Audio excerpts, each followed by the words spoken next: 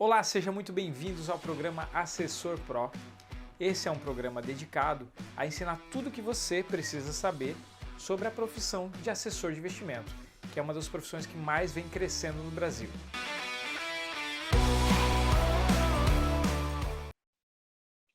Fala pessoal, meu nome é André Finger e na continuação do episódio de hoje, onde a gente está ensinando os 4 passos principais para você se tornar um assessor de investimento, a gente vai falar sobre o segundo passo para que você se torne um assessor de investimento.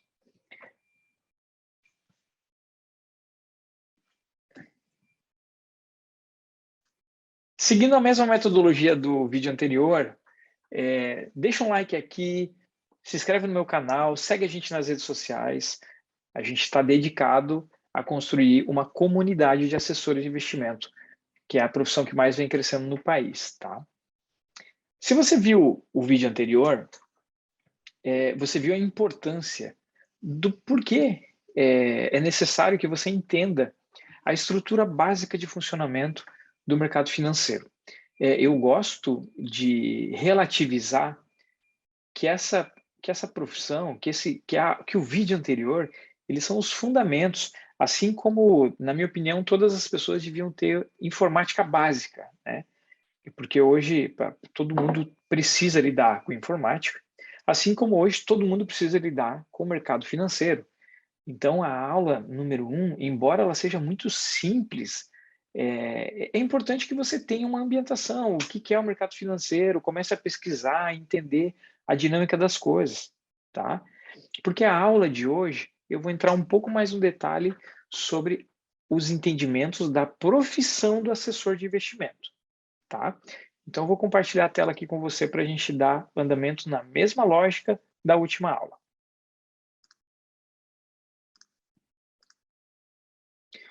Então, vamos lá. A aula passada você entendeu o organograma do mercado financeiro. Hoje a gente vai falar sobre a atividade do assessor de investimento na área de produtos, tá? Por quê? Uma vez que você entendeu o organograma do mercado financeiro, você precisa entender o que compete à estrutura do mercado financeiro na área do assessor de investimento quando toca no tema de produtos, tá? Como assim, André? Porque o mercado financeiro é um negócio muito amplo, né? Como eu mesmo falei na aula anterior, cara, tem uma série de bancos de investimento, banco comercial, banco múltiplo, cooperativa, sociedade de crédito, etc. Só que o assessor de investimento ele é um profissional mais restrito ao mercado de investimento, especificamente. Embora é necessário que ele entenda o geral, aqui agora a gente vai entrar mais no que é importante que ele entenda. E daí sim, a gente começa a mergulhar um pouco mais na atividade desse profissional, tá? Então, quando a gente fala de produtos, um assessor de investimento, na sua atividade em si, geralmente ele possui essas oportunidades de produto que ele precisa entender para poder trabalhar, tá? A área de crédito, a área de câmbio, a área de seguros e principalmente a área de investimento.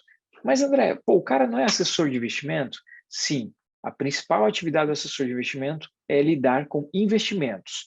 Só que alguns tipos de crédito, algumas operações de câmbio e alguns tipos de seguro competem à atividade dele. Por quê? Porque ele atende clientes de todo tipo de capacidade financeira e tem algumas oportunidades aqui de que ele possa aumentar a sua geração de receita ou até mesmo diversificar a sua geração de receita mensal, tá? Mas eu não vou entrar no detalhe dessas atividades nesse momento, então eu vou falar sobre a principal atividade dele, que é o entendimento dos investimentos, tá? Quando a gente fala desse ponto, o que o assessor de investimentos tem que conhecer dentro dessa área? Os investimentos, ele precisa entender as principais categorias de investimento que ele vai trabalhar no dia a dia, que é a parte de renda fixa, renda variável, fundo de investimento, previdência. Ele precisa ter uma ambientação de offshore e hoje, né, embora muitos gostem ou não, é importante que ele entenda um contexto geral sobre os criptoativos, que é um negócio que está muito em alta, está todo mundo falando desse tema. O assessor de investimento, por regulamentação, ele não trabalha com essa classe de ativo. Mas eu quis colocar aqui porque eu acho que é um diferencial você, no mínimo, entender para poder conduzir uma conversa, tomar um café ou até mesmo orientar o seu cliente a quem ele deve buscar sobre esse tema, tá bom? Então vamos lá. Seguindo essa esteira de atividade, o primeiro ponto que um assessor de investimento ele tem que entender de renda fixa. Ah, André, mas eu sou bancário, já trabalho há 15 anos em banco, eu entendo tudo de renda fixa. Gente, quando eu comecei, quando eu comecei esse conteúdo, eu percebi que muitos bancários que já foram trabalhar na carreira do assessor de investimento, ele não entende de produtos de investimento. Ele sabe o que é a renda fixa, mas é a renda fixa que ele trabalha lá no dia a dia do banco, que é um CDB, ou um fundo de renda fixa. E aqui eu vou mostrar para você como é um universo muito mais extenso e mais complexo também, tá? Então, quando a gente entra aqui na categoria de renda fixa,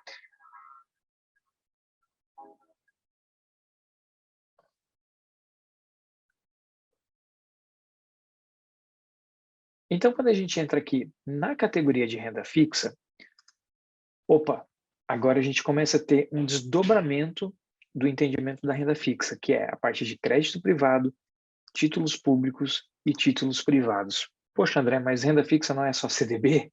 Não é. Renda fixa é todo tipo de produto que ele garante uma rentabilidade fixa, ou pelo menos que a rentabilidade dele compõe uma taxa fixa, tá? Só que a gente tem aqui dentro da renda fixa o tal do crédito privado. O que são créditos privados? São debêntures, CRIs e CRAs. Pô, o que são esses grilos aqui, André? São os certificados de recebíveis imobiliários e os certificados de recebíveis do agronegócio. Isso aqui é muito parecido, para quem já conhece, com as LCIs e LCAs. A diferença é que as LCIs elas são emitidas por bancos, tá? É o próprio banco que emite a LCI. O CRI e o CRA, ele é emitido por uma securitizadora, tá? Eu não quero entrar tanto no detalhe técnico aqui de novo, mas é só importante você entender que dentro da categoria de renda fixa existe uma categoria de crédito privado e o que compõe os produtos que compõem o crédito privado são debêntures, CRIs e CRAs. E existe, inclusive, desdobramento das debêntures aqui, né? Debênture incentivada, debênture com amortização semestral, sem amortização. Enfim, eu estou dando só um apanhado geral. No outro ponto, a gente tem aqui, dentro da renda fixa, os títulos públicos. Daí sim já são ativos um pouco mais conhecidos, tá? Então a gente fala de tesouro pré-fixado, que são os títulos públicos, eles são de fato os títulos do governo federal, que o governo emite para que a população, de forma geral, compre a dívida do governo. Em teoria, tá? Em teoria, os títulos públicos são os ativos com o menor risco existente. Por quê? Porque a última coisa que pode quebrar é um país. Tá? Então, por isso que eles falam título da dívida soberana, né? Por a soberania. Ou seja, a empresa pode quebrar, mas o país não quebra. Porque hoje, no mundo, existem uma série de mecanismos que impedem que economias quebrem. Tá? Rolagem de dívida e uma série de movimentos de aliança justamente para não quebrar uma economia, para não quebrar um país. Porque hoje um país que quebra ele é um grande problema para todo o globo, tá? Então, via de regra, o título público, ele não tem garantia do FGC, tá? Acho que é legal brincar com esse tema, porque as pessoas ainda não entendem o que é o FGC, ainda não entendem o que é uma LCI, um CRI, um CRA. Então, mais uma vez, aqui eu estou falando da estrutura de funcionamento dos negócios. O título público, por ele ser uma dívida soberana, por ele, em teoria, não ter risco de não pagamento, eles são os títulos com a maior segurança e, por sua vez, né, ele acaba sendo a baliza do mercado. Tá? Então, dentro de título público, a gente tem o Tesouro Pré-fixado, o Tesouro Selic e o Tesouro IPCA. O tesouro pré-fixado é o que o próprio nome diz. São títulos que já têm uma taxa pré-fixada, pré-determinada. E a nomenclatura dos tesouros pré-fixados é a LTN e a NTN-F. Tá? Já falando do Tesouro Selic, ou seja, é um título que ele oscila, a rentabilidade ele oscila de acordo com a Selic, ele não é pré-fixado, ele é indexado à Selic. A gente tem a LFT. Já o Tesouro, que ele é indexado ao IPCA, geralmente, esse tipo de título, ele tem uma taxa fixa, ou ele paga, desculpa, o IPCA mais uma taxa fixa. Ou seja, o IPCA é o principal índice da inflação de um país, do nosso país. Então, é IPCA, ou seja, inflação mais uma taxa pré-fixada. E o nome do principal título é o NTN-B, tá? Então, a diferença do NTN-F para o NTN-B é que o F é o pré e o B é indexado ao IPCA. É uma sopa de letrinhas, mas com o seu dia a dia na atividade você acaba se acostumando, tá? Depois da renda fixa, a gente tem também os títulos privados. Pô, André, como assim? Qual é a diferença do crédito privado para um título privado? Crédito privado, ele condiz a títulos emitidos por empresas. Os títulos privados são títulos emitidos por bancos, por instituições bancárias ou instituições financeiras, que é o caso daí sim das conhecidas CDBs, LCI e LCA. Tá? Então, quando a gente olha esse contexto de forma geral, está muito bem explicado aonde cada item se encaixa. Você precisa entender no detalhe cada um desses? Aí sim, meu querido, se você quer trabalhar como assessor de investimento, aqui é onde você vai gastar energia e tempo se dedicando para entender em cada um desses ativos aqui, tá? Isso que a gente só está falando de renda fixa, tá bom? Aí a gente vai para a renda variável. Olha o mundo que existe dentro das rendas variáveis, né? Ações, os FIIs. O que são os FIIs? Vou escrever aqui, fundos de investimento imobiliário. Muita gente já conhece essa classe de ativo. Então, a gente tem as ações, os FIIs, o mercado de futuros, que é a negociação de moedas, né? As ETFs. O que são ETFs, né? De uma forma muito simples, eu gosto de dizer que ETFs são índices, tá? Ou seja, o que é o Ibovespa? O Ibovespa, ele pode ser chamado de existe o ETF do Ibovespa, que é o BOVA11. Então, o ETF ele é um índice. Aí a gente tem o mercado de derivativos. O que é o mercado de derivativos? Ele deriva de algo, tá? Então, quando a gente tem, por exemplo, uma opção de compra, uma opção de venda, que talvez vocês já ouviram falar, ele é um derivativo, porque ele deriva de uma ação. Então, tudo que é um derivado, um ativo derivado de algo, ele entra nessa categoria aqui. Aí a gente também tem, dentro da renda variável, o mercado de câmbio, tá? Que é, por si só, a negociação de contratos de câmbio, tá? Ainda dentro dos investimentos, a gente precisa entender sobre os fundos de investimento. Aí, meu amigo, tem mais um universo aqui para você entender, que são os fundos de renda fixa, ações, fundos de índice, olha aqui, ETF, índice, então fundos de índices, fundos de ouro, tá? Que também tem fundo cambial, internacional, multimercado, e agora começa a ter os fundos de criptoativos. Isso aqui, você não precisa entender, mais uma vez, tá?